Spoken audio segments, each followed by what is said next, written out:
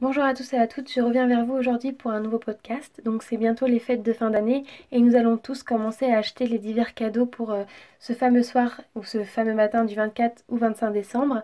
Et je pense qu'un des cadeaux phares que l'on peut faire aux gens que l'on aime, c'est le parfum. Et j'ai eu une réflexion il n'y a pas si longtemps au final sur le parfum que l'on achète, le parfum conventionnel. Et j'aurais aimé aujourd'hui en faire part de mes idées avec vous.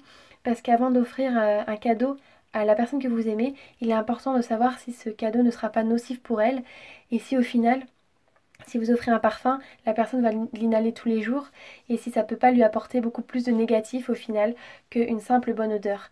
C'est vraiment beaucoup plus complexe que ça en a l'air. Quand on fait un cadeau à quelqu'un, il faut voir les répercussions que ça peut avoir derrière. On n'a pas envie de faire du mal aux personnes qu'on aime, donc il est important aussi de réfléchir sur ces sujets. Donc moi j'aimerais parler du parfum bio aujourd'hui et pourquoi le privilégier. En fait, le parfum, il y a quand même une image glamour derrière les parfums conventionnels, mais ça cache une réalité beaucoup moins rose. À l'inverse, les parfums bio privilégient les ingrédients nobles et naturels. Donc j'aimerais parler de ça aujourd'hui, et ça me semble très important de s'y intéresser et d'arrêter de se laisser avoir par la société de consommation actuelle. Depuis environ un siècle, les parfumeries utilisent des arômes de synthèse dans les cosmétiques. Ces arômes ont pris le dessus sur les essences naturelles jusqu'à devenir indispensables pour les parfumeurs du conventionnel. Je crois qu'on estime aujourd'hui 60 à 90% des parfums en France sont d'origine synthétique. Donc ces produits sont pourtant, comme on le sait, très nocifs et contiennent des perturbateurs endocriniens qui sont à l'origine de nombreuses maladies. Bon alors en fait les arômes de synthèse sont moins chers que les essences naturelles. En plus ils ont un avantage de reproductibilité, ce qui signifie que leur parfum ne change jamais.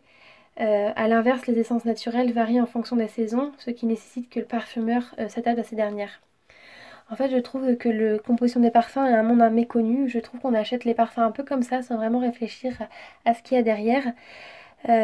Jusqu'à peu, de nombreuses parfumeries utilisaient des muscs animaux obtenus à partir de glandes de cervidés, telles que le chevrotin, pardon.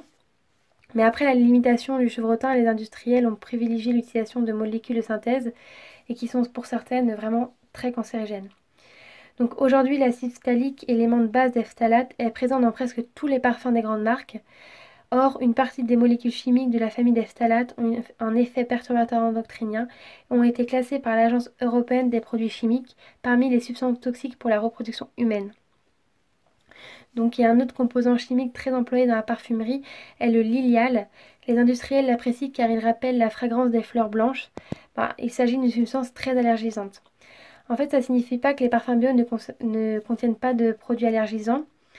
Les eaux de toilette bio sont ni plus ni moins allergisantes que les parfums classiques, mais elles nous garantissent de ne contenir aucun phtalate, colorant ou musc synthétique, nitré réputé toxique pour la santé. Donc c'est sur ça aussi qu'il faut faire attention, hein. Après, on peut se poser la question du bio ou naturel. En fait, plus exigeants dans leur cahier des charges, les parfums bio portent différents labels qui nous certifient que leurs composants sont sains. On peut trouver par exemple le label EcoCert apposé sur un produit lorsqu'un minimum de 95% du total des ingrédients de la formule sont d'origine naturelle.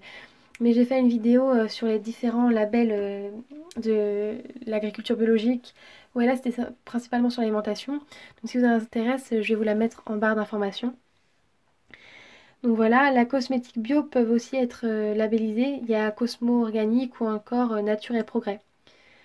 Donc les parfums naturels présentent de nombreux avantages par rapport aux parfums classiques. Les essences naturelles sont plus saines que les arômes de synthèse sur le long terme. Les huiles essentielles ont par exemple un effet sur notre bien-être. Elles favorisent la relaxation et l'oxygénation du cerveau. Elles permettent en plus d'éviter certains problèmes d'allergie.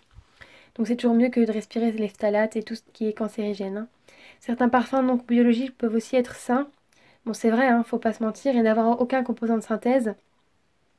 Mais toutefois, la plupart des parfums naturels sont bio. Après, il faut encore savoir reconnaître un vrai parfum naturel. Alors, le parfum, contrairement à ce qu'on pourrait croire, la tenue des parfums naturels est la même que celle de leur homologue synthétique. Tout est une question de, comment on peut dire, de dosage en fait. Un parfum se compose de 10 à 20% d'extraits aromatiques, quand une haute colonne en contient beaucoup moins, et sera alors beaucoup moins intense. Cela vaut pour la parfumerie chimique comme pour la parfumerie naturelle.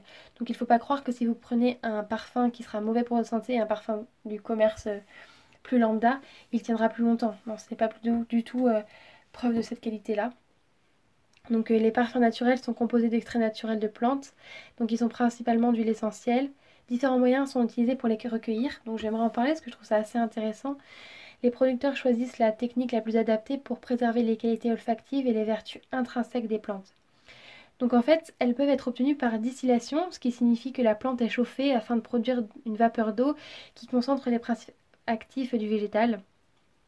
La vapeur d'eau retourne ensuite dans un état liquide, la condensation, pour être recueillie et utilisée comme eau de parfum. Il y a un autre moyen utilisé pour obtenir les essences d'agrumes, c'est le pressage à froid, qui consiste à soumettre les écorces d'agrumes à une forte pression. Le liquide obtenu se compose d'huile essentielle et d'eau qui se sépare naturellement en fait après le repos. Après, il est également possible de faire macérer les fleurs dans des matières grasses à l'aide d'un solvant. Bon, on utilise cette méthode pour des fleurs très fragiles telles que le jasmin ou par exemple, qu'est-ce que je pourrais dire, le mimosa. On appelle absolu les extraits qui en résultent de cette méthode. Et puis enfin, on peut récolter les extraits aromatiques de fruits en les diluant dans un support naturel comme de l'alcool. En fait, comme sa composition est simple, vous pouvez aussi faire votre propre parfum naturel. Il vous suffit de vous procurer de l'alcool et d'acheter des huiles essentielles qui vous plaisent. Alors, un petit conseil pour bien les choisir, il est important de connaître les différentes notes qui composent un parfum. Il contient les notes de tête, de cœur et de fond. Les premières constituent les matières qui vont s'évaporer facilement, telles que les agrumes. Les notes de cœur ont une durée de vie supérieure et permettent de prolonger la senteur des premières notes. Alors on pourrait dire que c'est par exemple le cas pour la citronnelle et l'ilang-ilang. Après, quant aux notes de fond, elles constituent les molécules les plus lourdes et retiennent l'odeur plus longtemps. On pourrait donner comme exemple le patchouli, par exemple. C'est tout ce qui me vient. Le patchouli, c'est en général ce que moi j'aime bien. Donc il y a d'autres critères qui rentrent évidemment en jeu dans la choix d'une essence naturelle. Ça dépend en fait de chacun. Certaines personnes vont apprécier les notes fleuries, comme la rose ou le jasmin, et puis d'autres vont leur préférer les senteurs sucrées, comme la vanille et le tonka. L'alchimie olfactive reste profondément personnelle. Notre rapport aux odeurs dépend de notre passé en fait. On pourrait peut-être faire une petite comparaison à la Madeleine de Proust. Un parfum qu'on a senti dans les moments positifs de notre enfance nous rappellera quelque chose de positif. La sensibilité de chacun aux odeurs s'explique aussi selon sa personnalité. Voilà, donc après chacun peut puiser les senteurs qu'il a envie de faire si c'est lui qui veut créer son parfum ou tout simplement prendre un parfum biologique déjà tout fait. La rose par exemple symbolise l'amour inconditionnel. Donc après moi ce que j'adore c'est, je sais plus comment ça s'appelle, la fleur d'oranger. Tout ce qui a une odeur de fleur d'oranger me... Ah, c'est vraiment un coup de cœur pour moi, c'est vraiment une odeur qui me suit depuis très longtemps ainsi que le monoï. Donc aujourd'hui je voulais faire ce petit podcast pour qu'on réfléchisse ensemble aux cadeaux que l'on va faire à nos proches en cette fin d'année qui approche à grands pas. Et ça ne coûte pas plus cher d'acheter un parfum naturel. C'est meilleur pour la santé, c'est meilleur pour l'environnement.